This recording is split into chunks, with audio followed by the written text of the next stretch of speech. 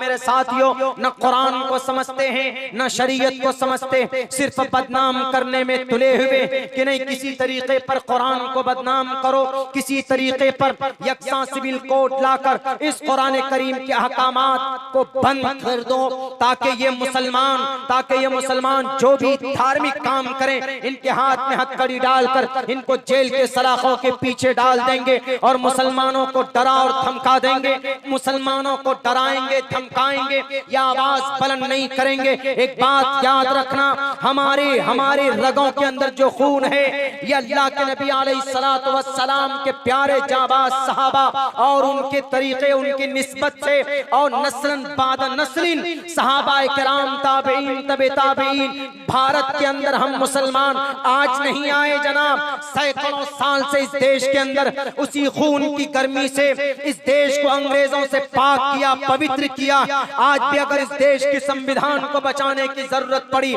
Uniform civil code के जरिए, तुम आर्टिकल नंबर 25 को तोड़ना चाहते हो। आर्टिकल नंबर 25 में कहा गया कि सारे देश के लोग अपने अपने अकीदे के हिसाब से जिंदगी गुजार सकते हैं। आर्टिकल नंबर 25 के अल्फाज है, freedom of conscience and free profession and practice and propagation of the religion.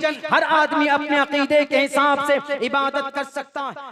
जब आप यूनिफॉर्म सिविल कोड लाना चाहते, भारत के संविधान का दफा 44 का इस्तेमाल करके आप इस मुल्क को स्ट्रॉन्ग बनाना चाहते हैं, यहाँ के नागरिक को आप स्ट्रॉन्ग करना चाहते हैं, ताकतवर बनाना चाहते हैं, यकीनन कीजिए, लेकिन कोई ऐसा कानून न बनाए जिससे भारत का दूसरा कानून, भारत के कानून का, संविधान का दूसरे दफात के अंदर उनके खिलाफ वर्जी हो और सिर्फ मुसलमानों के पर्सनल कानून के अंदर छेड़छाड़ की कोशिश की गई। मेरे भाइयों, बितफसील मैं बताऊंगा। और उन्होंने ये भी कहा ये इसलिए कर रहे हैं कि इसके अंदर ये खराबी थी।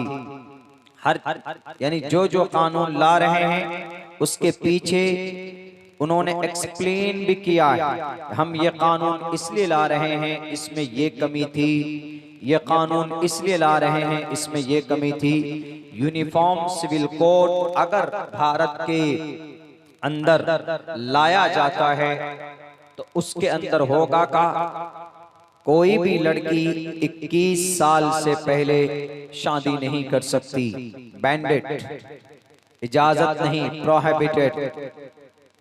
कोई भी लड़की 21 साल से पहले निकाह नहीं कर सकती, शादी नहीं कर सकती। ऐसा क्यों करते हैं जनाब? इसलिए 21 साल की उम्र तक हम ये कानून इसलिए लाना चाहते हैं कि ताकि 21 साल की उम्र तक बच्ची ग्रेजुएशन कर ले, बच्ची पढ़ लिख कर जवान हो जाए, पढ़ाई के एतबार से मजबूत हो जाए। उनका ये तर्क है। दूसरा क्या होगा? दूसरा ये होगा, अगर कोई शादी करता है किसी गांव में, किसी बस्ती में या किसी शहर में या किसी मोहल्ले में, तो उस शादी को रजिस्टर कराना होगा।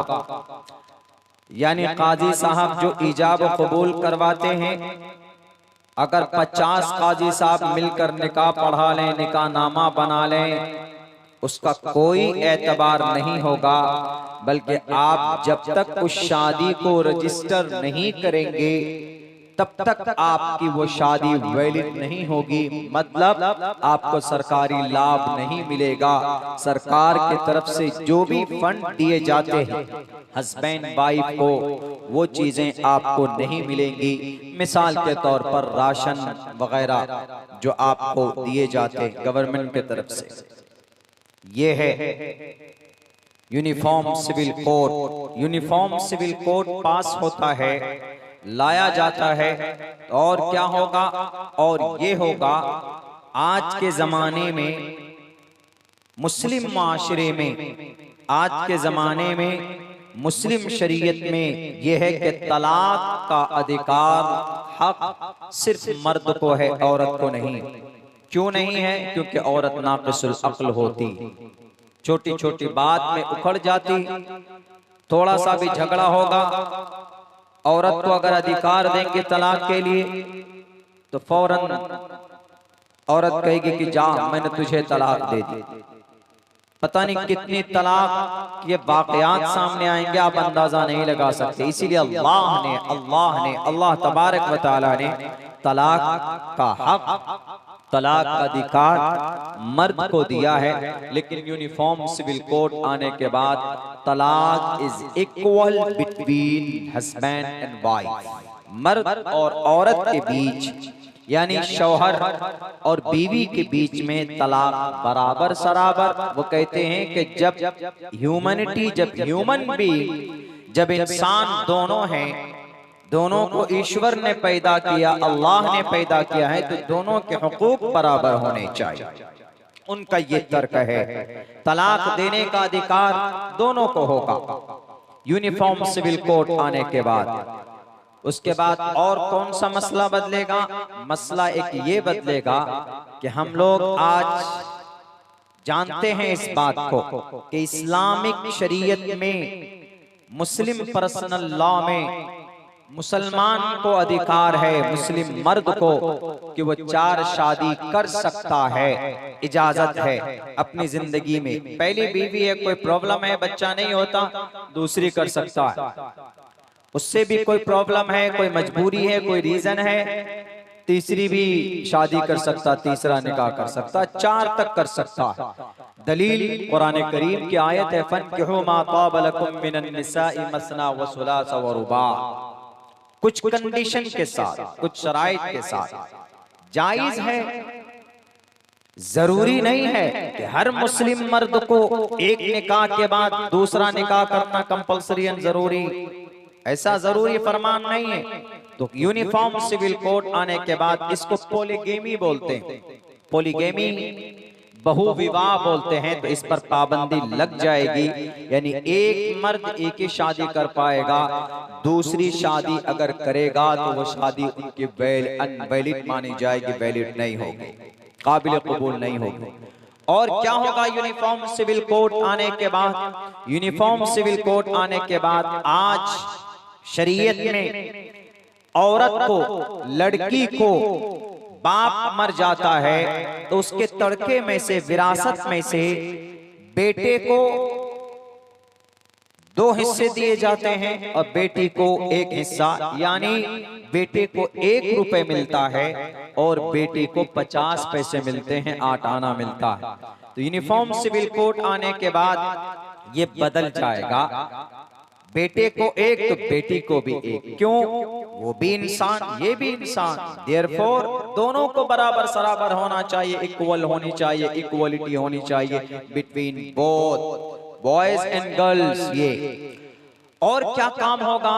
और काम ये होगा यूनिफॉर्म सिविल कोड आने के बाद, लिव इन रिलेशन में जो रहते हैं, लिव इन रिलेशन यानी बिना शादी के जितने कपल रहते हैं, जितने भी जोड़े रहते हैं, लड़का और लड़की, बहुत रहते हैं। हमारे यहाँ बिहार, झारखंड, गांव देहात में ये तो कम है, बहुत कम, क्या बहुत कम। लेकिन हमारे ही बच्चे जब पढ़ने के लिए बाहर जाते हैं, दिल्ली जाते हैं, मद्रास जाते हैं, बेंगलोर, हैदराबाद जाते हैं, तो वहां पर अपनी गर्लफ्रेंड ढूंढते। लड़का है तो गर्लफ्रेंड, लड़की है तो बॉयफ्रेंड। गर्लफ्रेंड बॉयफ्रेंड का नाजायज संबंध में होना, इसको लिव इन रिलेशन कहा जाता है, लिव इन रिलेशन।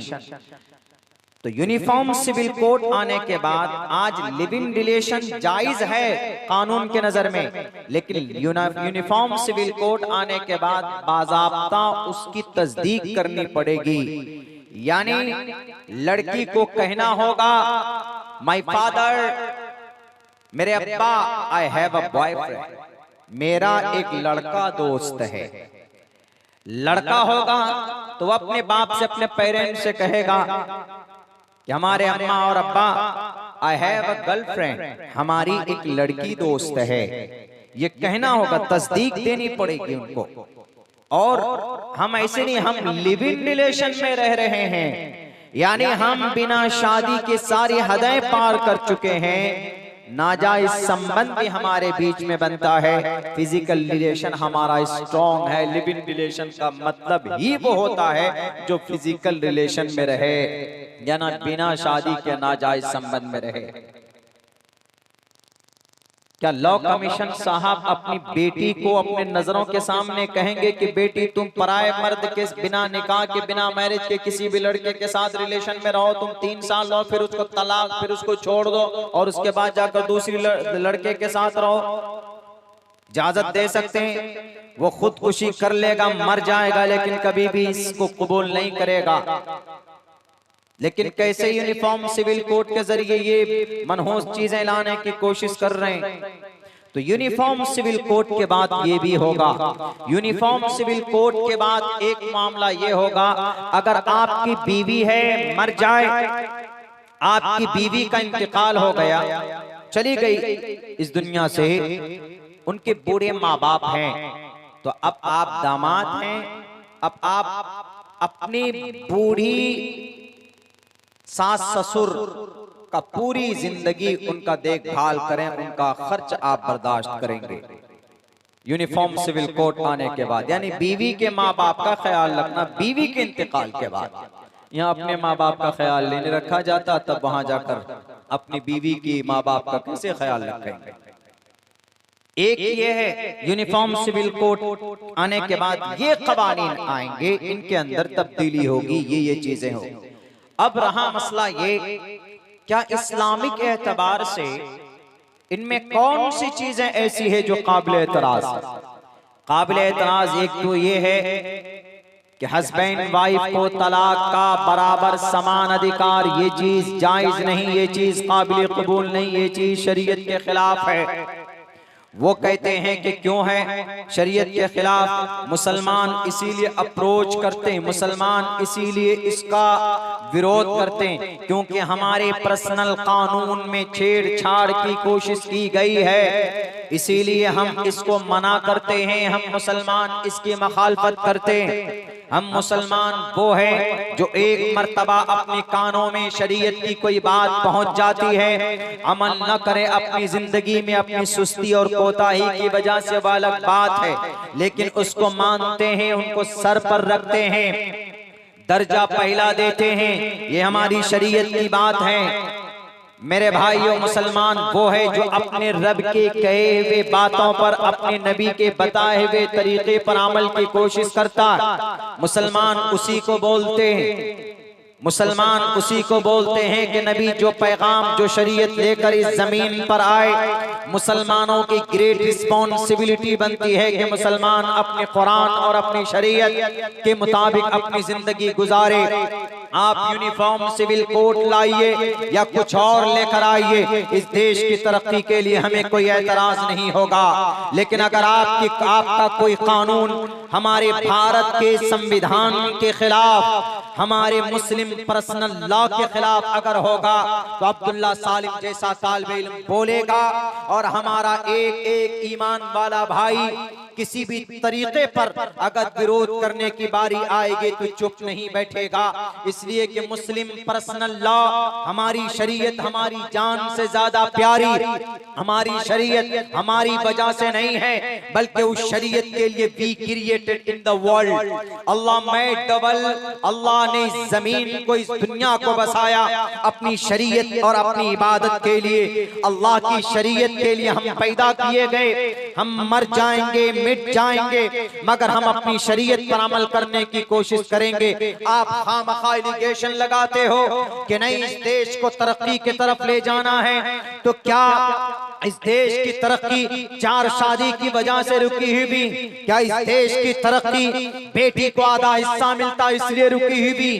क्या इस देश की तरक्की बेटी की शादी 21 साल से पहले हो जाती इसीलिए इस देश की तरक्की रुकी हुई भी? इस देश के कायदे आजम कहने ढोंगी और इस कुर्सी इख्तिदार पर बैठे हुए मौजूदा वक्त के सबसे बड़े जालिम और लॉ कमीशन के बड़े बड़े जिम्मेदारान, जरा बताइए लिए मॉब लिंचिंग होता है, लोगों को मार दिया जाता है। क्या इस वजह से देश कमजोर नहीं हुआ? आपका वो ब्रिजभूषण जी जिन्होंने समाज की बेटियों की इज्जत आबरू को लूटा, उनकी वजह से देश पूरी दुनिया के अंदर बदनाम हुआ।